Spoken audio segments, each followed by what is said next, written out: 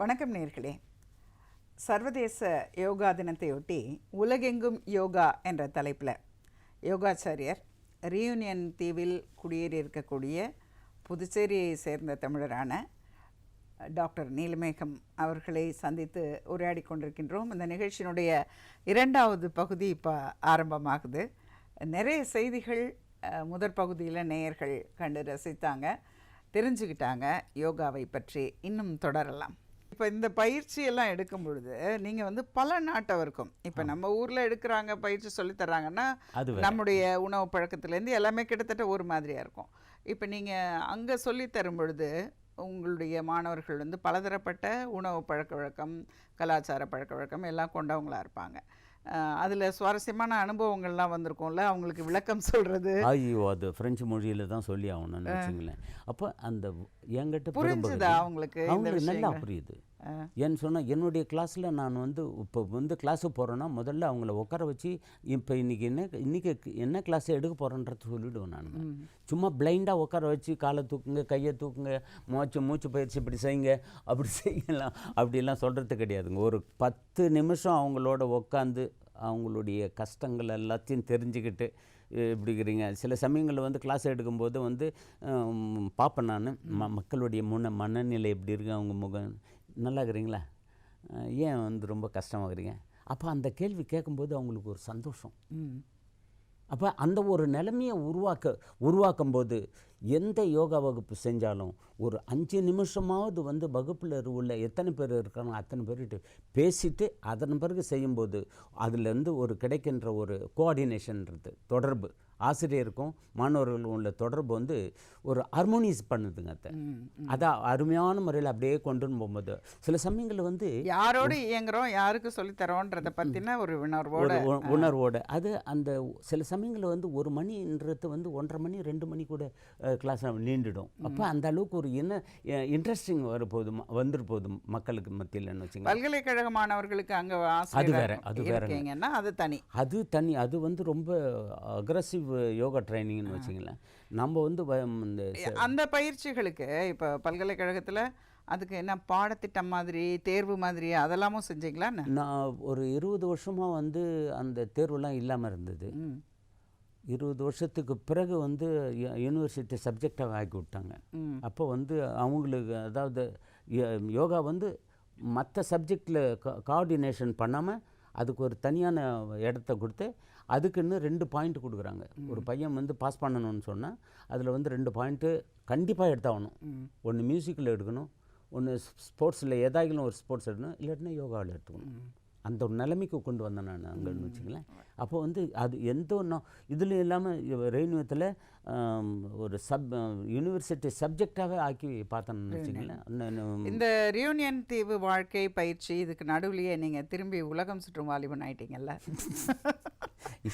அவங்களுடைய எதிர்பார்ப்புனால, அவங்களுடைய எதிர்பார்ப்புக்காக போனதுன்னு வச்சுங்களேன்.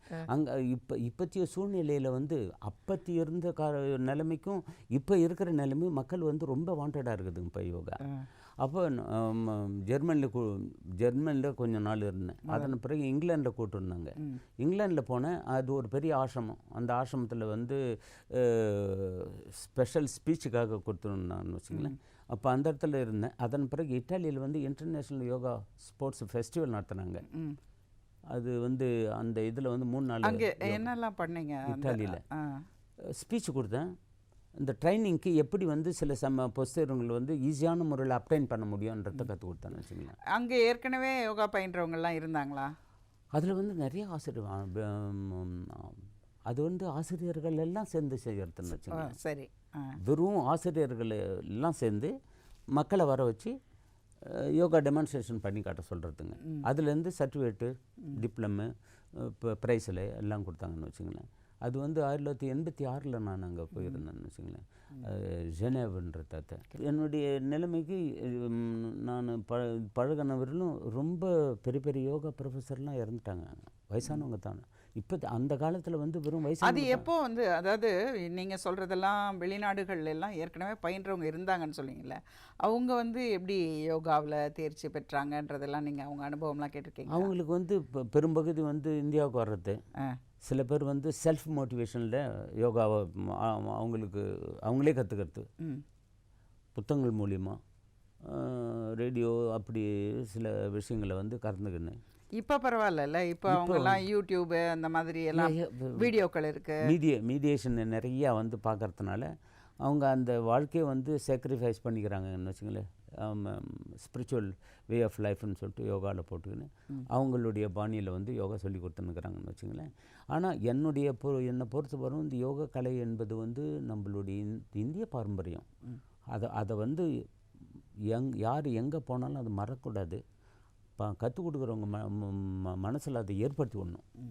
அது நிச்சயமாக இப்போ உலகெங்கும் பல ஆச்சாரியர்கள் இந்த மாதிரி தெரிஞ்சுக்கிட்டு சொல்லித்தர்றவங்கெல்லாம் இருந்திருக்காங்க. ஐரோப்பாவிலையும் உங்களுடைய பயணம் பல விஷயங்கள் நடந்திருக்குல்ல, அதெல்லாம் கொஞ்சம் சொல்லுங்கள். இத்தாலியில் சொன்னேன்னு, அதன் பிறகு ஃப்ரான்ஸுக்கு போயிருந்தேன். நான் ஃப்ரான்ஸில் வந்து பல இடங்களில் வந்து ஜுர்னே போர்த்து வேர்ட் அப்படின்னு சொல்கிறது, ஒரு நாள் முழுமையும் வந்து யோகாவை சொல்லிக் கொடுக்கறது, அவங்க கேள்விக்கு பதில் சொல்லிக் கொடுக்கறது, யோகா மூலிமா எப்படி வந்து உணவுகளை வந்து கட்டுமானத்துக்கு கொண்டு வர்றது, உடல் ஆரோக்கியத்துக்கு வேண்டிய என்னென்ன எக்ஸசைஸ்லாம் சொல்லி உட்காந்த இடத்துல எல்லாருக்கும் வந்து சில எக்ஸசைஸ் மூலிமா, சில ரெஸ்பிரேஷன் கண்ட்ரோல் மூலிமா, சிலர் சொல்லிக் கொடுக்குற முறையோட வந்து அவங்கள கவுன்சைன்றத அட்வைஸ் மூலிமா புரிஞ்சுக்க வைக்கிறதுன்னு வச்சுங்களேன். இப்போ அது வந்து ஒரு நாள் முழுமையாக நடக்கும். ஒரு மணி நேரம் கிளாஸு, ஒரு மணி நேரம் தியான பயிற்சி, ஒரு மணி நேரம் வந்து கான்சன்ட்ரேஷன் பயிற்சி, அந்த மாதிரி சொல்லி கொடுக்கும்போது மக்களுக்கு வந்து ஒரு என்ன சொல்கிறதுங்க, ஒரு நம்பிக்கை யோகாவில் உண்டாக்கி கொடுக்குறது. அது அடிக்கடி நம்மளால் பின்பற்ற முடியும். அவங்கள வந்து யோகாவே தெரியாதவங்களும் அதன் பிறகு அவங்கள வர வைக்க வேண்டிய சூழ்நிலை. அதனால தான் வந்து ஒரு நாள் முழுமையும் ஃப்ரீ யோகான்னு சொல்லிட்டு பல இடத்துல செஞ்சிருக்கேன். இதே மொரிஷியஸ் ஐலாண்டில் கூட செஞ்சுருக்கிறேன். நான் மொரிஷியஸில் பல மினிஸ்டர் வந்து என்கிட்ட இந்த யோகா கற்றுக்கிட்டேன். நானே போய் வீட்டிலே போய் யோகா சொல்லி கொடுத்துட்டுருக்குறேன்னு வச்சுங்களேன். அதை வந்து முதல் முறையில் வந்து ட்ராஃபல்கா ஹால்னு சொல்கிறதுக்கு மினிஸ்டர் ஆஃப் ஸ்போர்ட்ஸ் அவங்களுடைய மூலிமா வந்து வாரம் போய் கிளாஸ் எடுத்துகிட்டு வர்றதுன்னு வச்சுங்களேன். அதன் பிறகு அவங்க என்னை இருக்க சொன்னாங்க, ஆனால் என்னால் அங்கே இருக்க முடியலன்னு வச்சுங்களேன். அதனால் நான் கிளம்பி ரெயூனியனுக்கு பண்ணிட்டேன். ஆனால் நீங்கள் குடும்பமே அங்கே ரெயூனியனில் இருக்கிறீங்க? இல்லை, எப்போ போனாலும் நான் தனியாக தான் போகிறதுன்னு வச்சுங்களேன். குடும்பம் வந்து ரெயூனியத்தில் இருக்குதுன்னு வச்சுங்களேன். அப்போ தனியாக தான் போகும்போது அப்போ வந்து இன்றைக்கி வந்து நல்ல யோகா பயிற்சிகள், யோகா ஆசனம், யோகா சென்டர்லாம் நடக்குது மொரிஷியஸ்லாம். எவ்வளோ தூரம் என்னுடைய கண்ட்ரிபியூஷன் அதிகமாக இருக்குன்னு அங்கே போய் செஞ்சு. ஆமாம், அடிக்கடி நிறையா செஞ்சுருக்கிறேன்னு வச்சுங்களேன்.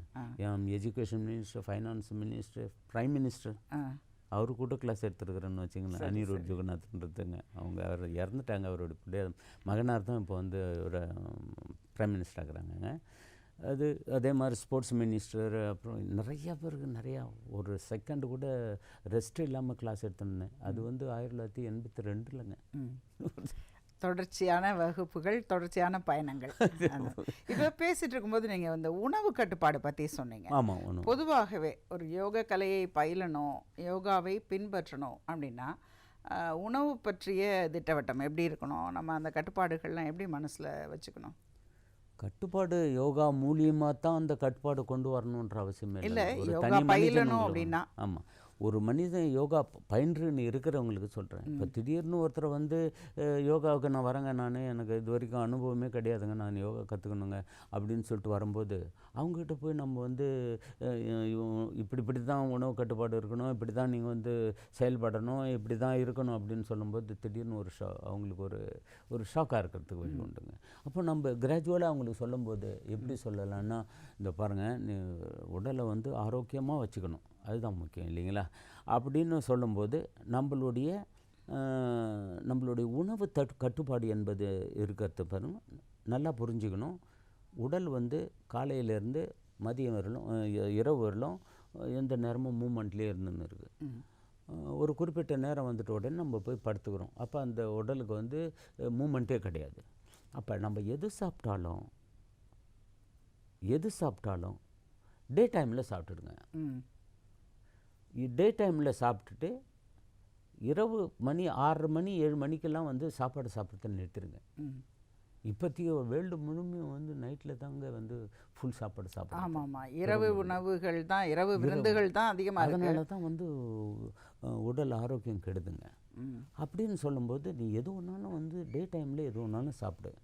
இரவு வரும்போது சாப்பாட்டை நிறுத்திக்கிட்டு ரொம்ப எவ்வளோக்கு எவ்வளோ குறைச்சி சாப்பிட முடியுமோ லிக்விட் ஃபுட்டு, ஃப்ரூட்டு அந்த மாதிரி சாப்பிட்றது உடம்புக்கு நல்லது. அதை வந்து அப்படி செஞ்சோம்னு சொன்னால் நம்ம வந்து இளமையை இன்றைக்கும் வந்து அது காக்க முடியும். எப்படின்னு சொன்னால் நம்மளுடைய ஆர்கன் வந்து தூங்கும்போது எல்லாமே ரெஸ்ட்டில் இருக்குது. நீங்கள் வந்து இரவில் சாப்பிடும்போது அது வந்து ரீஜெனரேட் ஆகுது வயிற்றில், உடலில் உள்ளே இருக்கக்கூடிய உறுப்புகள் இயங்கி ஆகணும். கண்டிப்பாக இயங்கித்தான் ஆகணும். இப்போ வந்து வயிற்றில் வந்து உணவு கொடுத்துட்ட உடனே இது செரிமானம் வந்து வேலை செஞ்சுன்னுக்குது. அதை தழுவி மற்ற ஆர்கன் வந்து செயல்படுது, அதை தழுவி இன்னொரு ஆர்கன் செயல்படுது. அப்போ உடலில் உள்ள உடலுக்கு உள்ளுக்குள்ளே இருக்கிற உறுப்புகள் அத்தனையும் வந்து செயல்பாட்டில் இருக்குது. அப்படின்னு சொல்லும்போது நீங்கள் தூங்கவும் முடியாது. அதனால் வந்து உடல் மாதிரி தூங்குற மாதிரி இருக்கலாம், ஆனால் தூங்க முடியாது. அப்படின்னு இருக்கும்போது நீங்கள் எது சாப்பிட்டாலும் ஃபுல் மீல்ஸை சாப்பிடக்கூடாது. நைட்டில் குறிப்பாக, இன்னும் டே டைமில் கூட தான் சொல்கிறேன். இரவில் சாப்பாட்டை நிறுத்திக்குங்க, நல்லபடியாக இருக்கலாம், நீடித்த காலம் வாழலாம். அப்போ காலை வேளையிலையும் ஃபுல் மீல்ஸை சாப்பிடாதீங்க. அதாவது நம்ம ராமலிங்க அடிகளோட கூட சொல்லுவாங்க, பசித்திரு தனித்திரு விழித்திரு அப்படின்னு சொல்லுவாங்க. வள்ளலார் வாசகம். எந்த நேரமும் பசியோடு இரு. ஃபுல்லாக சட்டுன்னு உன்னை பற்றி உன்னால் சிந்திக்க முடியாது. நீ என்ன சாப்பிட்டன்றதை தான் சிந்திக்க முடியும். அப்போ எப்படி நீ வந்து உன்னை பற்றி உணர முடியும்? அதனால தான் சொன்னார், பசித்திரு விழித்திரு தனித்திரு. அந்த ஒரு செயல்பாட்டில் இருந்தீங்கன்னா நீ ரொம்ப காலம் வாழலாம். அப்படின்னும்போது நம்ம ஃபுல் மீல்ஸை சாப்பிட்றது நல்லதில்லை. எதுவாக இருந்தாலும் பசித்துக்குன்னே இருக்கிற மாதிரி சாப்பிட்ணும். இப்போ ஒரு மணி நேரம் ஜென்னு பசிக்கணும், இல்லை அந்த டைமு பிரகாரம் வந்த உடனே தான் நான் சாப்பாடு கொடுப்பேன், உனக்கு இப்போதைக்கு ஒன்றும் கஷ்டத்தை கொடுக்காத, எனக்கு பசி எடுக்குன்னு சொல்லாத. அப்படின்ற ஒரு நிலைமையை நம்மளோட உடலுக்கு நம்ம பேசணும், பழக வைக்கணும். அந்த அப்படின்னும்போது உடலுக்கு ஏன் நோய் வருது? அப்புறம் ஏன்னு சொன்னால் நம்ம கொடுக்குற அத்தனை உணவு வந்து அதுவே வந்து செரிமானத்துக்கு உள்ளாக்கி போதில்லை. அப்படின்னு செய்யும்போது நம்ம எது அதாவது யோகாவில் என்ன சொல்கிறாங்கன்னு சொன்னால், நிறைய தண்ணி குடிக்க சொல்கிறாங்க, நீர் அருந்துன்னு சொல்கிறாங்க, நிறைய மூச்சு சுவாசின்றாங்க. அது பாருங்கள், சொல்லி கொடுத்துட்டு போய்க்கிறேன் பாருங்க. ஒரு செகண்டு மூச்சு இல்லைன்னா நம்ம அவுட். தண்ணி இல்லை, அதுக்கு ரெண்டாவது தண்ணி, அது முக்கியம். மூன்றாவது உணவு. அப்போ இந்த மூணுத்தையும் எப்படி பிரிச்சுக்கிறாங்களே, எதுலேயும் ப்ரியோரிட்டின்றது அதை தான்.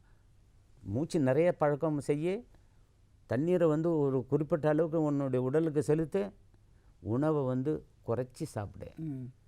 இந்த மூணு தான் வந்து நம்ம யோகாவினுடைய அடிப்படை தத்துவமாக இருக்குது. சாப்பாடு ஆரோக்கிய தத்துவம் தான்.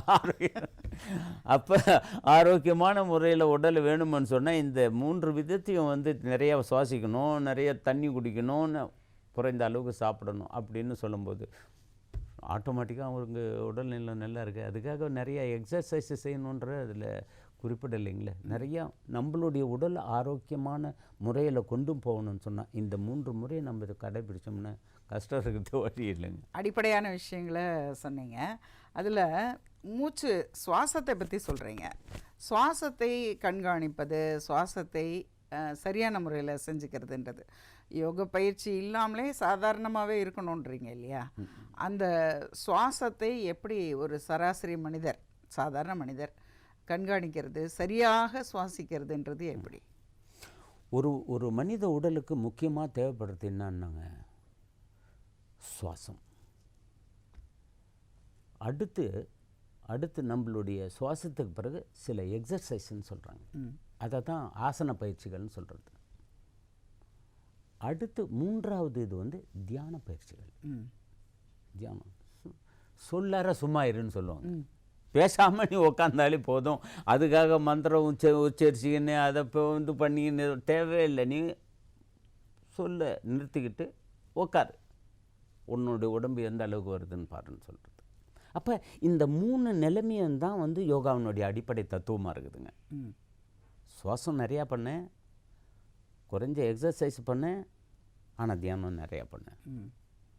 அப்போ அந்த 3 நிலைமையும் அதை தான் வகுத்துட்டு போனாங்க நம்ம பெரியவர்கள் அந்த காலத்தில். எப்படின்னு சொல்லிட்டு அந்த அவங்கெல்லாம் வந்து காட்டில் வந்து துணியெல்லாம் ஒரு கோமணத்தை கட்டின்னு தானுங்கள வாழ்க்கை நடத்தாங்க. இப்போ நம்ம பொருளீட்டுறதுக்காக 4 பக்கமும் ஓட வேண்டியதாக இருக்கு. ஆமாம், பொருள் இல்லா இருக்கு இவ்வளவு அருள் இல்லா இருக்கு. அருளை பற்றி அப்புறம் பார்த்துக்கலாம், இப்போ பொருளை பார்க்கலாம். அது அருள் என்பது நமக்கே நம்ம வளர்த்துக்கிற ஒரு சக்திங்க. அழகாக சொன்னீங்க, அழகாக சொன்னீங்க. இல்லை அப்படியே அதுக்காக வந்து அருள் வந்து எங்கேயோ போய் சாமி அங்கே போய் உட்காந்து கும்பிட்டுக்குன்னு அருள் கொடு சாமி அப்படிலாம் நான் சொல்லலையே. அருள் என்பது ஒரு மனிதன் அவனுக்கே ஏற்படுத்தி கொள்ளுகிற ஒரு பிம்பம் தானே. கண்ணாடியில் நம்ம பார்க்குறோம், அழகாக இருக்குதா, அது சரிதான் அப்படின்னு ஒரு பண்ணலாம். அதே வந்து உள்ள மனசில் உள்ளாருக்கு போய் பாருங்கள், நான் எப்படி இருக்கிறேன், நான் என்ன செய்கிறேன்னா தப்பாக இருக்குதா, அப்போ நீங்களே வந்து ரியலைஸ் பண்ணுறீங்க. அப்படின்னும் போது அருள் என்பது உங்களுக்கு நேரடியான முறையில் நீங்களே 45 பண்ணுறீங்களே இல்லை, அதுக்கு வந்து ஒரு எனர்ஜி கொடுக்குறீங்க, உணர்வு கொடுக்குறீங்க. அது உள்நோக்கோடு நீங்கள் பார்க்கும்போது அந்த அருள் வந்து உங்கள்கிட்ட இருக்குது. அதுக்காக நம்ம அங்கே போய் ஓடணும் இங்கே போய் உக்காரணும் அப்படின்ற எண்ணமே கிடையாது. அப்போ இந்த ஒரு யோகா பயிற்சியில் முக்கியமான 3 அடிப்படை தத்துவங்கள் என்னன்னு சொன்னால், நல்லா சுவாசிக்கணும், நல்லா நல்லா தண்ணீரை அருந்தணும். ஏன்னு சொன்னால் அது ரொம்ப ரத்தத்துக்கு ரொம்ப முக்கியமானது, அது சுத்திகரிக்கிறது. அப்போ 3வது நிலையில் தியான நிலை, அந்த 3 நிலையில் சில எக்ஸர்சைஸ் நிலை 2வது நிலையில் சொல்கிறது. அப்போ இந்த மூச்சு பயிற்சி முக்கியத்துவம் கொடுப்போம். நம்ம முதல்ல எடுத்துவோம். மூச்சு பயிற்சியினுடைய முக்கியத்துவம் கொடுக்கும்போது எங்கே செய்யறது, எப்படி செய்யறது, என்ன செய்யறது அப்படின்னு ஒரு கேள்விக்குறியா வருதுங்களே இல்லை. அப்படின்னும் போது அதை தான் சொல்கிறாங்க, ஒரு தூய்மையான இடத்துல உட்காந்து மனத்தை அடக்கி சுத்தமான பயிற்சி. அதாவது மூச்சு பயிற்சியில் வந்து 2 வகையான மூச்சு பயிற்சிகள் இருக்குது. உடலை சுத்திகரிப்பது ஒன்று, உள்ளத்தை சுத்திகரிக்கிறது ஒன்று.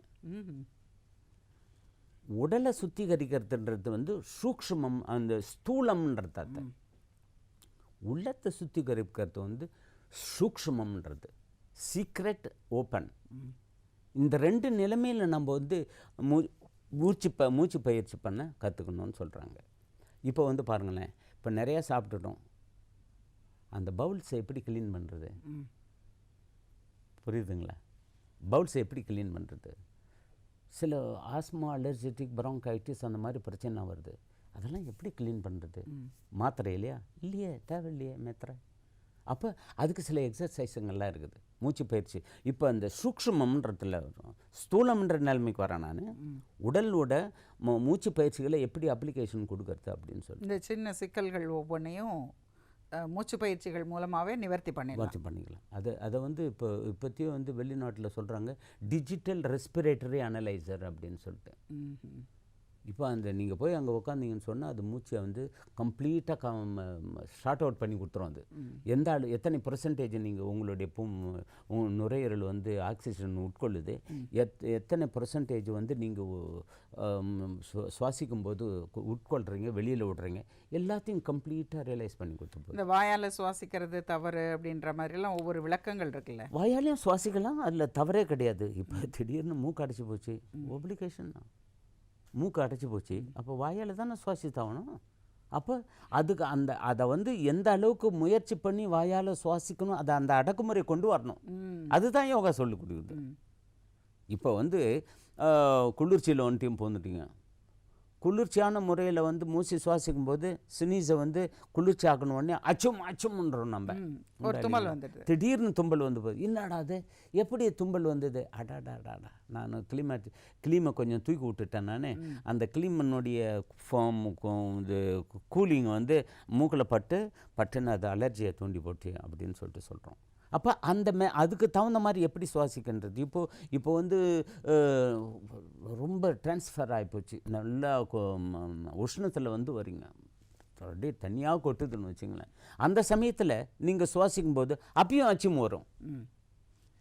இப்போ இதை வந்து எப்படி ஸ்டெபிலைஸ் பண்ணுறது, அந்த ஸ்டெபிலைஸ் பண்ணுறதுக்கு அதில் பெரியவங்க சொல்லிட்டு போயிருக்கிறாங்க, அந்த மூச்சு பயிற்சிகள் வந்து சூரிய உதயத்துக்கு முன்னாடி செய்யுங்க, சூரிய அஸ்தமானத்துக்கு பின்னாடி செய்யுங்க. அந்த நேரத்துக்கு என்ன முக்கியத்துவம்னு சொன்னால், இப்போ வந்து இந்த டே டைமில் இருக்கும்போது ஏர் அட்மாஸ்பியர் வந்து ரொம்ப ஹீட்டில் இருக்குது. உண்டா இல்லைங்களா? கண்டிப்பாக. அதில் அந்த காலத்தில் நம்ம பெரியவங்க நல்லது தான் சொல்லிட்டு போயிருக்கிறாங்க. 4 மணி 3 மணிலேருந்து 4 மணிக்கு ஒரு வகையான பிராணசக்தின்றது அது உருவாகுது. 4 மணிலேருந்து 5 மணி வரைக்கும் அது குறைஞ்சி அதுவும் அந்த டைமில் பிராணசக்தி நல்லா இருக்குது. அந்த 5 மணிலேருந்து 6 மணி வரலும் வந்து பிராணசக்தி இன்னும் நல்லா இருக்குது. அப்போ இந்த குறிப்பிட்ட ஸ்டிபுலேட்டட் டைமில் வந்து நீங்கள் வந்து யோகா மூச்சு பயிற்சி செஞ்சீங்கன்னு சொன்னால் உங்களுடைய ஆரோக்கியத்தை வந்து அன்றைக்கி முழுமையும் உங்களை பிடிக்க முடியாது. அந்த அளவுக்கு எனர்ஜி நிறையா கிடைக்கும்.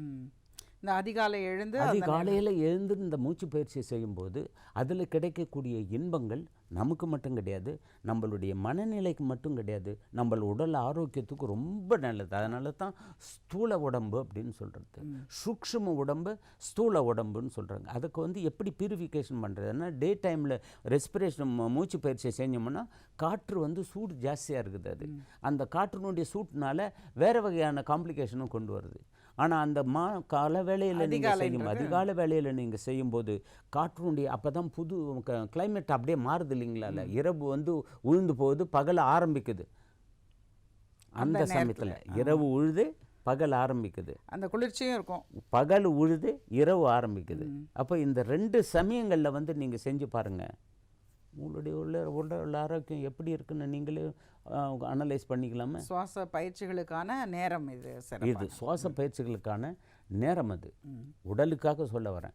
மற்றபடி நான் வந்து சூக்ஷ்ம பிராணயாமான்னு சொல்கிறது அது உள்ளத்தை வந்து பக்குவப்படுத்த. அதை தான் வந்து நம்ம பெரிய பெரிய யோகிகள்லாம் வந்து செஞ்சுட்டு உள்ளத்தை அடக்கம் உடல் அடக்கம் அது எல்லாத்தையும் நம்மளுக்கு சொல்லி கொடுத்துட்டு போயிருக்குன்றாங்க.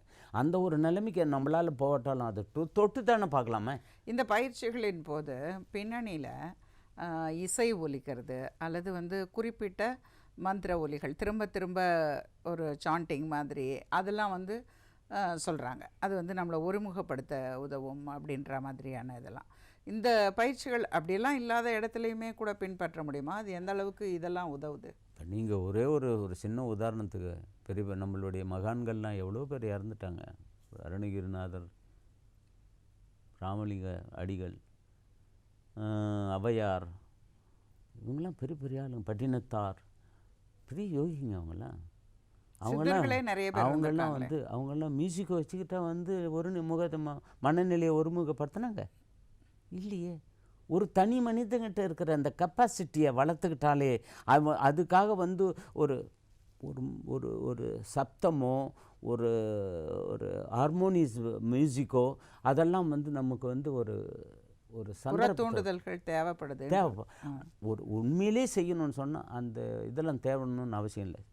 சில பேருக்கு தேவைப்படுது அது. ஏன்னு சொன்னால் ரொம்ப குயிக்கான முறையில் நம்ம வந்து அப்டைன் பண்ணிக்கலாம். வைப்ரேஷன் சரியான முறையில் சீக்கிரமாக கிடச்சி போகுது. அப்போ அந்த வைப்ரேஷனால் நம்ம மனம் வந்து ரொம்ப சந்தோஷப்படுது. பாரு, நான் மூச்சு பயிற்சி செஞ்சுக்கினே இருக்கும்போது அந்த மியூசிக் ஆகப்பட்டது என்னுடைய உள்ளத்தையே அப்படியே தொடுது அப்படின்ற ஒரு நிலைமைக்கு வரத்துடும். ஆனால் அப்படிலாம் இல்லாமலும் நம்மளுடைய யோகிகள்லாம் வந்து வளர்ந்துருந்துருக்குறாங்க. அவங்களுடைய பாதையில் தான் நம்ம இன்றைக்கி போயிட்டு இருக்கிறோம். இப்படியும் போயிடலாம், அப்படியும் போகலாம். ஆனால் இது வந்து ஒரு ஈஸியான வழியை நம்ம கண்டுபிடிச்சிருக்கிறோம். ஆனால் அந்த காலத்தில் வந்து அந்த ஈஸியான முறை இல்லாமலே அவங்க வந்து வாழ்ந்துருக்குறாங்கன்றதை நம்ம உணரணும் இல்லைங்களா? நீங்கள் இந்த ஆசனங்கள் பற்றி சொன்னீங்கல்ல, அதில் எல்லாம் படிநிலைகள் இருக்குது. அதாவது ரொம்ப தொடக்க நிலையில் செய்ய வேண்டிய ஆசனங்கள், அடுத்தடுத்து கற்றுக்கிறது ஆசனங்கள்னு சொல்லிட்டு போது அந்த 3 வகையான பயிற்சிகள் உண்டுங்க அதில். அதாவது நின்ற நிலை பயிற்சிகள். அந்த காலத்தில் வந்து யோகிகள் வந்து நின்ற நிலை பயிற்சி இதோ பார்த்துக்கிறீங்களே, இல்லை, நின்ற நிலை பயிற்சிகள், அமர்ந்த நிலை பயிற்சிகள் இதோ இருக்குதுங்க. ஆனால் இன்னொன்று கடைசியாக அந்த கிடநிலை பயிற்சிகள் அதில் இல்லை. அதை பற்றி பரவாயில்ல. ஆனால் அந்த 3 வகையாக பிரிக்கிறாங்க. அதாவது யாருக்கு எதை அப்ளிகேஷன் கொடுக்கலாம், எது எப்படி எந்தெந்த முறையில் செய்யலாம்னு சொல்லிட்டு. யோகாசன பயிற்சி செய்யும்போது மதியங்கள்லாம் செய்ய முடியாது. அதையும் கால வேளையில் தான், அது ஒரே ஒரு குறைஞ்ச வேளையில் மார்னிங் அண்ட் ஈவினிங், சாயங்கால வேலையிலும் பகல் வேலையிலும் செய்யலாம். அதில் ஒன்றும் குறைச்சலே கிடையாது. அப்படின்னு சொல்லும்போது உணவு எடுக்கிறதுலையும் அதில் வித்தியாசம் இருக்கு இல்லையா? உணவுக்கு முன்னாடி அல்லது உணவு எடுத்துட்டாங்கன்னா உணவுக்கு பிறகு செய்யறது நல்லது கிடையாது. ஏன்னா மஷின் வேலை செய்ய ஆரம்பிச்சு போதுங்களே. இல்லை, காலையில் ஒன்றுமே இல்லை, மஷின் வேலை செய்கிறது கிடையாது, ஃபுல்லாக ரெஸ்ட்டில் இருக்குது. அப்போ அதை பயன்படுத்திக்கிறோம் நம்ம. அப்போ அதில் உள்ள நம்ம உடலில் இப்போ உள்ளுக்குள்ளே இருக்கிற டாக்ஸின்றதை அதெல்லாத்தையும் வெளியாக்கிறோம், சுத்திகரிக்குது. ஃப்ரெஷ்ஷாக நம்ம வந்து தண்ணியோ உணவோ எதுவும் கொடுக்கும்போது அது ரொம்ப தன்னிறைவுபடுது அந்த மாதிரி ஒரு நிலைமைக்கு. அப்போ நின்ற நிலை ஆசனங்கள் வந்து செய்யும்போது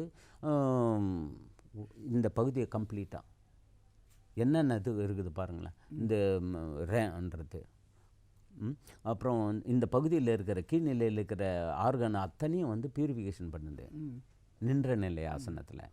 அதை விட்டு இங்கே போகும்போது நடுநிலை அமர்ந்த நிலை ஆசனம் வரும்போது உடலில் உள்ள இதயத்தை பாதுகாக்குது, நுரையீரலை பாதுகாக்குது, மற்ற ஆர்கன்ஸ் அக்சலரேஷன் பண்ணுது, சில உடல் உறுப்புகள் உள்ளுக்குள்ளே இருக்குது. அது அந்த நிலைமையில். இது மேலே போகும்போது தான் இதுதான் ரொம்ப முக்கியமான பகுதி உடலுக்கு. ஏன்னா இந்த இடத்துல வந்து இந்த தலையில் தான் இருக்குது 5 எலிமெண்ட், 5 எலிமெண்ட், பஞ்சபூதங்களும் நம்ம தலையில் தான் இருக்குது. அதை நம்ம உணர்ந்தோம்னு சொன்னால் இதனுடைய எனர்ஜி தான் இது உள்ளூரில் இருக்கிறது அத்தனையும் 5 புலன்கள், 5 ஆற்றல்கள், ஆமாம், எல்லாமே. அப்போ இந்த 5 பஞ்சபூதங்கள் வந்து நம்மளுடைய உடல்லே இருக்குது. அது எப்படி இருக்குது? கண் இருக்குது பாருங்கள், நெருப்பை காட்டுது. மூக்கு இருக்குது பாருங்கள், அது வந்து காற்றை காட்டுது. வாய் இருக்குது பாருங்கள், அது வந்து நீரை காட்டுது. தலை வந்து ஆகாயத்தை காட்டுது, கால் வந்து பூமியை காட்டுது. அப்போ அந்த அந்த பஞ்சபூதங்களுடைய ஐக்கியம் நம்மளுடைய உடல்ன்றதை நல்லா புரிஞ்சுக்கணும். இந்த பஞ்சபூதங்களையும் வந்து எப்படி இந்து மார்க்கத்தில் சொல்கிறாங்க, சிவபெருமான் அடக்கி ஆண்டார் பஞ்சபூதங்களை. ஒரு மனிதனை அடக்கி ஆள்றான். மனிதர்களையே அடக்கி ஆளக்கூடியது இந்த பஞ்சபூதங்கள்னு சொல்கிறது. இந்த பஞ்சபூதங்களையே மனிதன் அடக்கி ஆளக்கூடியதுக்கு யோகம் வந்து சக்தியை தருகிறது நமக்கு. அதை தான் அந்த உணர்ந்த காரணத்தினால தான் இன்றைக்கி வந்து யோகா வந்து இந்த அளவுக்கு புகழ் வாய்ந்து ஓடிட்டு இருக்குன்னு வச்சுங்களேன். உலகம் இத்தனை நாடுகளில், அதாவது நீங்கள் முன்னிலையாளராக தலைவராக இருக்கீங்கன்றது எங்களுக்கு பெருமை, சந்தோஷம் அப்படின்றது ஒரு பக்கம் இருந்தால், இந்த நிகழ்ச்சிகளின் மூலமாக எங்களுக்கு தெரிய வர்றது என்ன அப்படின்னா, நமக்கு மட்டும் சொந்தமாக இல்லை இந்த யோக கலைன்றது, இப்போ உலகத்துக்கு சொந்தமானதாக இருக்குது. இத்தனை நாடுகளில் கற்றுக்கொண்ட ஆச்சாரியர்கள் இருக்கிறாங்க, கற்றுக்கொள்ளும் மாணவர்கள் இருக்கிறாங்க, ஆர்வம் காட்டும் பொதுமக்கள் இருக்கிறாங்க. அதனால தான் அங்கெல்லாம் இந்த மாதிரியான பெரிய பெரிய நிகழ்வுகள் நடக்கிறதுக்கு வாய்ப்பு இருக்குது இல்லையா? அது வந்து மிக மகிழ்ச்சியான ஒரு விஷயம். ஆரோக்கியத்துக்கு, உடல் நலத்துக்கு, மன நலத்துக்கு, உலக நலத்துக்கு வழிகாட்டக்கூடிய ஒரு அடிப்படையான நம்முடைய பாரம்பரியம் இந்த யோகான்றது. இந்த யோக பயிற்சி, யோகாபியாசம் அப்படின்றது உலகம் போற்றும் ஒன்றாக மாறி இருக்கிறது என்பது இந்த தருணத்தில் நமக்கு ரொம்ப மகிழ்ச்சியான விஷயம். இந்த யோக கலையை பயின்று இத்தனை ஆண்டுகளாக அதை உலகெங்கும் எடுத்துகிட்டு போய் இந்த 75 வயது இந்த காலகட்டத்திலும் இடைவிடா முயற்சியோடு அதை வந்து பயிற்றுவிக்கவும் பரப்பவும் ஆன முயற்சிகளை செஞ்சிட்ருக்கக்கூடிய யோகாச்சாரியார் டாக்டர் நீலமேகம் அவர்களை இன்றைக்கி நம்ம நிகழ்ச்சியில் சந்தித்தது மிகுந்த மகிழ்ச்சி. நேயர்களே, உங்களுடைய அனுபவங்களை எங்களோட பகிர்ந்துக்கிட்டதுக்கு மிக்க நன்றி. எனக்கும் ரொம்ப நன்றிங்க. இந்த ஒரு நல்ல சந்தர்ப்பத்தை எனக்கு வகுத்து கொடுத்த நீங்கள் மோகன் அவர்களுக்கு என்னுடைய மனமார்ந்த வணக்கத்தையும் என்னுடைய அன்பு உபசரிப்பையும் தெரிவித்து கொள்கிறேங்க. நன்றி.